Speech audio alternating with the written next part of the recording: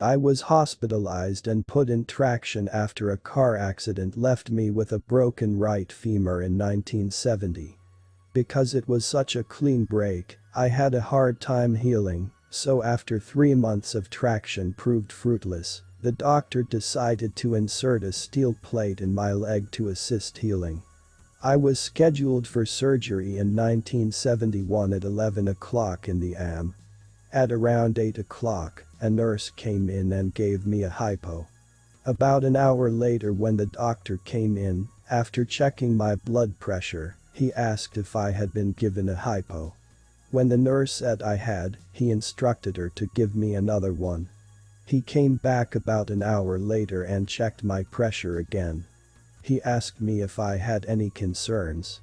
I told him I wasn't afraid of the surgery, but that I was scared of the traction being dismantled while I was still awake. He told me that I could be put to sleep in my room if I wanted, and that's what they did. When I fell asleep, I was in my room with the traction still attached. The next thing I remember was a blinding light shining in my eyes, and I could hear the muffled discussion. It gradually became clearer, my eyesight, not the voices, and I could see the huge light from the operating table, and also the doctor with a mask on, and 2 nurses.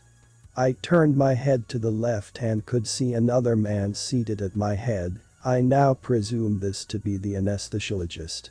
I thought to myself, oh my god, I'm waking up and they're not done with the surgery yet. But then it occurred to me that nothing hurt. Then in the next instant, I was up in the right-hand corner of the room, watching them work on me. I could see the back of the doctor's head, the silver side of the light over the table, the tiles on the floor and walls, everything very distinct. Then I felt a presence directing me to go through the building where the ceiling and walls met. When I did, the outside was, of course, a tunnel. I was at the entrance to it, and the presence had turned into 3 cloud-like ghost-like beings. I sensed they were female, and they were very calming. They reached and held me under my armpits, although it didn't feel like they were touching me. They guided me through this tunnel. It was kind of V-shaped with the bottom of the V being where I started from. The opening got larger as I headed through it. The light at the end was brilliant, and as we neared the opening, a form started to appear. At first, I couldn't quite make it out. But as we got closer, it formed into an elderly woman, whom I instinctively knew was very kind. I could see behind her and there was a beautiful garden in full bloom with all kinds of beautiful flowers. This woman looked a lot like my grandmother, who was still alive at the time, but yet I knew it wasn't her. I tried to go past her, I wanted badly to see the garden, but she put her arm out and stopped me. She bent down and hugged me. Why am I crying as I write this part? And without any words, she told me that I couldn't stay. She said I had to go back. I was crying then and I told her I didn't want to and begged her to let me stay. She said that something had happened and I shouldn't have been there. I often wonder now if she meant it all or just right then. She said I wasn't finished yet. She said she'd come with me and, reluctantly, I went with her, crying all the way. When we turned around we were up in the corner of the operating room again, and there were the same people in the same setting. She gave me a little push and said, "Go on, now." I turned back and reached my hand out to her, and she held it for an instant. Then I was settling into my body and then I fell asleep. When I woke up, I was back in my hospital room and my mom was standing over my bed holding my hand.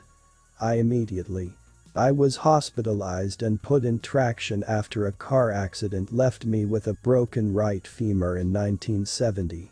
Because it was such a clean break, I had a hard time healing, so after 3 months of traction proved fruitless, the doctor decided to insert or recounted the events with her. Several months later, when we were visiting my grandmother, I noticed a picture on her bookcase and shouted, That's the woman I saw. My grandmother told me that it was her mother, my great-grandmother. I guess then it all fell into place. Even though we have a rather large extended family, up to that point no one that I knew had died. She was there because I would know her and we were family. I never had the opportunity to ask the doctor, or I didn't then because I thought he would think me nuts, but it was never discussed whether or not something life-threatening happened in the operating room. Every time I recall this experience it is as fresh in my mind as if it happened yesterday. I have no doubt that it happened. I was never in that operating room while I was conscious, yet I can describe it and the ongoings in there like it was my own backyard. I never really knew what it was that happened or why it happened to me until years later in my adult life when I saw a documentary on NDE. I was mesmerized as I realized that is exactly what happened to me. It has a name and it happens to other people, too. I really don't feel the need to tell others. I am grateful that I experienced it, and I am thankful to you for the opportunity to express my feelings right here and right now. Thank you very much.